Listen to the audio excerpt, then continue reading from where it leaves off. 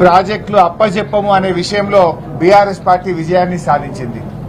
ఎందుకంటే మేము కేఆర్ఎంబీకి ప్రాజెక్టులు అప్పజెప్పి వస్తామని చెప్పి జనవరి 17వ తేదీన ఫిబ్రవరి 1వ తేదీన కాంగ్రెస్ ప్రభుత్వం ఒప్పుకొని వచ్చింది.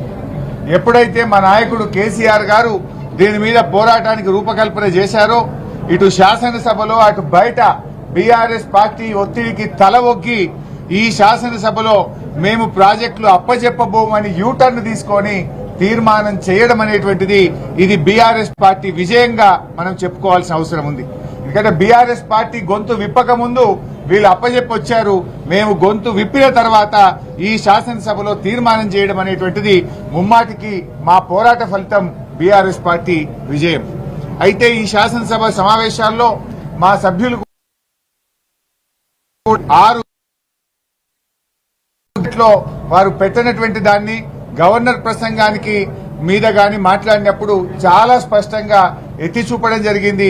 ఈ ప్రభుత్వం ప్రజలకిచ్చిన హామీలను ఏ రకంగా విస్మరిస్తుందో అటు ప్రభుత్వానికి ప్రజలకు కూడా శాసనసభ ద్వారా చాలా విజయవంతంగా చెప్పగలిగాం. అయితే ముఖ్యంగా సభ జరిగినటువంటి తీరు చూస్తే ఈ సభలో ఎంతసేపు ప్రభుత్వం మరి ప్రతిపక్షం మీద దాడి చేయాలనేటువంటి ధోరణే తప్ప పాలన మీద దృష్టి తక్కువైపోయింది. మరి సభా సాంప్రదాయాలు కూడా తుంగలో దొక్కారు. మా గొంతు నొక్కే ప్రయత్నం చేసినారు. మాకు పీపీటీ ప్రజెంటేషన్ ఇవ్వండి అంటే మాకేం అవకాశం ఇవ్వకుండా కేవలం ప్రభుత్వం మాత్రమే వాళ్లకు నచ్చిన దాన్ని పీపీటీ రూపంలో పెట్టారు. వాస్తవానికి చాలా విషయాలు పీపీటీలో తప్పుల తడక ఉందని చెప్పి 2 సందర్భాల్లో కూడా స్పష్టంగా ఆధారాలతో సహా నేను చూపిస్తే ప్రభుత్వం దానికి సమాధానం చెప్పలేక పారిపోయినటువంటి పరిస్థితి ఉంది. ఇవాళ కూడా నేను పీపీటీలో ఎన్ని తప్పులున్నాయో ఒక్కొక్క తప్పును ఎత్తి చూపితే సమాధానం కూడా ప్రభుత్వం నుంచి రానటువంటి పరిస్థితి కూడా మీరు చూశారు. అంటే సభలో మరి 2 అధికార పక్షానికి ప్రతిపక్షానికి సమన్యాయం చేయాల్సినటువంటి బాధ్యత ఉంటుంది. కానీ దురదృష్టం ఏంటంటే ప్రతిపక్షం గొంతు నొక్కుతూ ప్రతిపక్షానికి పీపీటీ ప్రజెంటేషన్ ఇవ్వకుండా ఏకపక్షంగా వ్యవహరించారు. ఇప్పుడు మేము కొద్దిసేపట్లో మీడియాకు ఫ్యాక్ట్ ప్రజెంటేషన్ కూడా వాస్తవాలను కూడా విడుదల చేయబోతా ఉన్నాం. మీడియా దయచేసి దాన్ని ప్రచారం చేసి ప్రజలకు చూపించాలని చెప్పి నేను మీడియాని కోరుతా ఉన్నాం. ఎందుకంటే శాసనసభలో మాకు అవకాశం ఇవ్వలేదు. వాళ్ళు ఏకపక్షంగా వాళ్ళు చెప్పే ప్రయత్నం చేసి మా మీద బురద జల్లే ప్రయత్నం చేసినారు కనుక వాస్తవాలతో కూడినటువంటి దాన్ని ఈ రోజు మీడియాకు విడుదల చేస్తా ఉన్నాం. ఎందుకంటే లాస్ట్ లో కూడా ఉత్తమ్ కుమార్ రెడ్డి గారు మాట్లాడుతూ ప్రాణహిత నుంచి మార్చడం తప్పు అని వారొక మాట మాట్లాడడం జరిగింది. దాని మీద క్లారిఫికేషన్ కో ప్రొటెస్ట్ కు అవకాశం ఇవ్వమంటే ఈ రోజు అవకాశం ఇవ్వలేదు. ప్రొటెస్ట్ అనేది ఒక పార్టీ యొక్క విపక్షం యొక్క ప్రతిపక్షం యొక్క రైట్. శాసనసభలో ఎప్పుడు కూడా ప్రొటెస్ట్ ఇవ్వకుండా ఉండే సందర్భమే లేదు. ప్రొటెస్ట్ అడుగుతా కూడా ఇవ్వకుండా హౌజ్ను బుల్డోజ్ చేసి వాయిదా వేసి ఈ ప్రభుత్వం పారిపోయినటువంటి పరిస్థితి ఉంది. ప్రొటెస్ట్ ఎందుకు అడిగినాం? మేము మీరు చెప్పింది తప్పు అని చెప్పడం కోసం ప్రొటెస్ట్ అడిగాం. కానీ ప్రొటెస్ట్ కూడా మాకు అవకాశం ఇవ్వలేదు. అందువల్ల అది ఏ రకంగా తప్పు, ఇలా ఉత్తమ్ కుమార్ రెడ్డి గారి స్టేట్మెంట్ ఏ రకంగా తప్పు అనే ఫ్యాక్ట్స్ ను ఒక వీడియో ప్రజెంటేషన్ రూపంలో మేము మీడియాకు విడుదల చేస్తున్నాం. కొద్ది నిమిషాల్లో మీ మీడియా గ్రూప్ లో దాన్ని పోస్ట్ చేయడం జరుగుతుంది.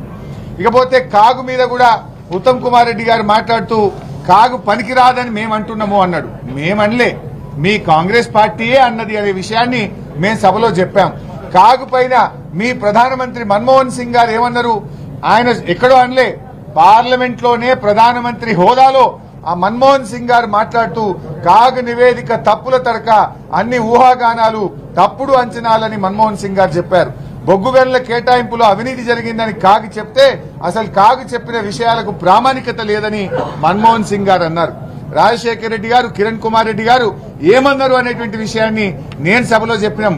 అంటే మీ కాంగ్రెస్ ముఖ్యమంత్రులు ప్రధానమంత్రులే కాగును తప్పు పట్టినారు. కాగేమి బైబిల్ కాదు, భగవద్గీత కాదన్నారు. కాగు చెప్పే విషయాలకు ఎలాంటి ఇది లేదని చెప్పి మీరే స్పష్టంగా చెప్పారు. మరి ఇదే కాగు గతంలో మా బీఆర్ఎస్ ప్రభుత్వ ఆర్థిక నిర్వహణను అనేక సార్లు మెచ్చుకున్నది. తెలంగాణ తలసరి ఆదాయం పెరిగిందని, జీఎస్డీపీ పెరిగిందని, స్వీయ ఆదాయం పెరిగిందని ఎన్నోసార్లు మా బీఆర్ఎస్ ప్రభుత్వాన్ని కాగు మరి ప్రశంసించిన విషయాన్ని కూడా నేను గుర్తు చేస్తా ఉన్నాను. అయితే ఈరోజు కాగులో చెప్పిన అనేక విషయాలు కూడా ఆనాడు 2004 నుంచి 14 వరకు కాంగ్రెస్ ప్రభుత్వ హయాంలో జరిగిన తప్పిదాలనే కాగ్ ఎత్తి చూపింది. దాని మీద మేము చర్చకు సిద్ధమున్నామని కూడా చెప్పినాం. దాంట్లో చాలా స్పష్టంగా ఇవాళ ప్రాజెక్టులు డిపిఆర్ లేకుండానే టెండర్లు పిలిచి అగ్రిమెంట్ చేసిందనే కామెంటు అది మీ ప్రభుత్వానికి సంబంధించింది. మీరు ప్రాణహితలో టెండర్లు పిలిచినటువంటి విషయాన్ని కాగు స్పష్టంగా చెప్పింది. ఆ విషయం మీద ఇవాళ మీరు సమాధానం చెప్పాలి కానీ మమ్మల్ని అడిగే హక్కు మీకు లేదు. ఇవాళ సాగునీటి రంగం పైన వారు ప్రకటించినటువంటి శ్వేతపత్రం అనేది ఒక అబద్దాల పత్రం, ఫుల్ ఆఫ్ లైస్. అది వైట్ పేపర్ కాదు, ఫాల్స్ పేపర్ అని నేను సభలో కూడా స్పష్టంగా చెప్పాం. తప్పులను కూడా ఎత్తి చూపాం. నేనే కాదు, అక్బరుద్దీన్ ఓవైసీ గారు కూడా ఆ వైట్ పేపర్ లో ఉన్న అబద్దాలను ఒక్కటొక్కటిగా ఎత్తి చూపితే ప్రభుత్వం సమాధానం చెప్పలేకపోయిందనే విషయాన్ని కూడా నేను మీ దృష్టికి తెస్తా ఉన్నా. ముఖ్యంగా ఈరోజు పార్లమెంట్ ఎన్నికల్లో లబ్ధి పొందాలని మేడిగడ్డ వ్యవహారాన్ని భూతద్దంలో పెట్టి చూపించే ప్రయత్నం. రేపు ఎట్లాగూ లోక్సభ ఎన్నికలు వస్తున్నాయి, దాంట్లో ఏదో 4 ఓట్లు సంపాదించాలనేటువంటి తాపత్రయం ఇవాళ ప్రభుత్వంలో కనబడ్డది. ఇవాళ నేను ఒకటే చెప్తా ఉన్నా, మీరు రాజకీయంగా మా మీద బురద చల్లాలనుకుంటే చల్లండి, ఇంకో రూపంలో రాజకీయంగా విమర్శించండి, కానీ ప్రాజెక్టును మాత్రం దయచేసి ఈ వానకాలం లోపలనే మరమ్మతులు చేసి సేఫ్ జోన్ కు తేవాలని మేము ప్రభుత్వానికి సభలో చెప్పాం, బయట కూడా చెప్తా ఉన్నాం. మీరు ఆలస్యం చేస్తే, మా మీద బురద చల్లాలనే ప్రయత్నం చేస్తే రేపు రైతులకు బురద కూడా మిగిలిన పరిస్థితి ఉంటుంది. కాంగ్రెస్ పార్టీకి పుట్టగతులు లేకుండా పోతాయి, జాగ్రత్త అని చెప్పి కూడా మేము హెచ్చరిస్తా ఉన్నాం. ఎందుకంటే మీ ప్రయత్నం మా మీద బురద చల్లాలనే ప్రయత్నం కనబడతా ఉంది. ఒక అధికార వ్యవహారం మీద దృష్టి పెట్టడం కంటే కూడా మీరు ఎంతసేపు ప్రతిపక్షం మీద దాడి చేయాలనే ధోరణే మీలో కనబడతా ఉంది. అయితే ఇవాళ జరిగిన చర్చ మీరందరూ కూడా చూశారు. మమ్మల్ని ఇరికించబోయి వారే బోల్తా పడ్డారు. సెల్ఫ్ గోల్ కొట్టుకున్నటువంటి పరిస్థితి ఉంది. కేఆర్ఎంబీ విషయంలో ఆ రోజు చర్చలో కూడా కాంగ్రెస్ పార్టీ సెల్ఫ్ గోల్ కొట్టుకున్నది. ఇవాళ కూడా ఈ వైట్ పేపర్ విషయంలో కూడా కాంగ్రెస్ పార్టీ సెల్ఫ్ గోలే కొట్టుకున్నది. మేము అడిగిన ప్రశ్నలకు దేనికి కూడా సమాధానం చెప్పలేదు. వాళ్ళు చెప్పిన అబద్దాలను, వాళ్ళు చెప్పిన తప్పులను ఒక్కటొక్కటి ఎత్తి చూపితే కనీసం సమాధానం కూడా చెప్పలేనటువంటి పరిస్థితి ఉన్నది. ఆయకట్టు మీద అబద్దాలు ఆడారు, స్థిరీకరణపై కూడా వాళ్ళు వాస్తవాలను దాచిపెట్టారు. కాళేశ్వరం ప్రాజెక్టు ఆయకట్టు విషయంలో అబద్దాలు, కాళేశ్వరం ప్రాజెక్టు స్థిరీకరణ సాధించినాం. చెరువులకు గాని, ఎస్ఆర్ఎస్పీ గాని, అదేవిధంగా చెక్ డ్యాంల కింద గాని, నిజాం సాగర్ లో గాని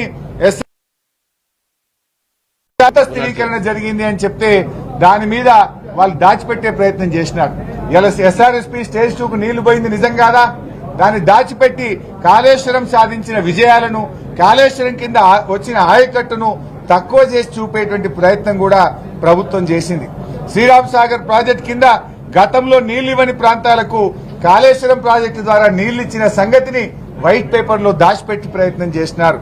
అదేవిధంగా మహారాష్ట్రతో ఒప్పందం విషయంలో మరి 7 ఏళ్లు వీళ్ళు అధికారంలో ఉండి, ఢిల్లీలో, మహారాష్ట్రలో, ఆంధ్రప్రదేశ్ లో కాంగ్రెస్ ప్రభుత్వమే ఉండి 8 ఏళ్లు వీళ్ళు అగ్రిమెంట్ చేయకుండా, ప్రాజెక్టు హెడ్ లో పనిచేయకుండా ఇలా అన్యాయం చేసింది మీరు, క్షమాపణ చెప్పాల్సింది మీరు. కానీ మా మీద ఏదో బురద జల్లే ప్రయత్నం చేసిండ్రు. కనీసం తట్టెడు మట్టి తీసిండ్రా? 8 ఏళ్లు ప్రాణహిత చేవెళ్ల ప్రాజెక్ట్ స్టార్ట్ చేస్తే తమ్మిడి హట్టి దగ్గర తట్టెడు మన్ను దవ్వంది మీరు. తెలంగాణకు అన్యాయం చేసింది ఈ కాంగ్రెస్ పార్టీ. ఇలా గ్యారంటీలు అమలు చేసే పరిస్థితి లేదు కనుకనే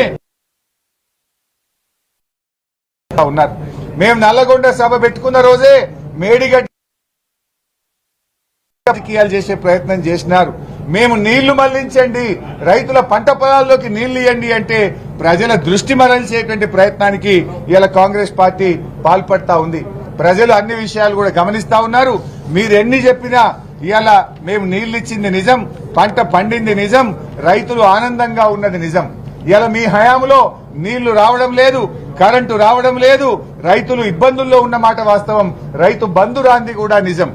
ఏది ఏమైనా ఇవాళ ఒకటి ఉంటది, కంచు మోగినట్టు కనకంబు మోగునా అనే ఒక సామెత ఉంది. ఇవాళ మీకు మందబలం ఉందనో, అధికారం ఉందనో గట్టిగా మీరు సభలో మాట్లాడొచ్చు, కానీ ఏనాటికైనా కంచు కంచే, కనకం కనకమే అవుతుంది. తప్పకుండా ఇవాళ రాబోయే రోజుల్లో మేమేందో ప్రజలకు తెలుసు. ఎందుకంటే మేము నిత్యం ప్రజల మధ్య ఉన్నాం, ప్రజల కోసం పనిచేసినాం.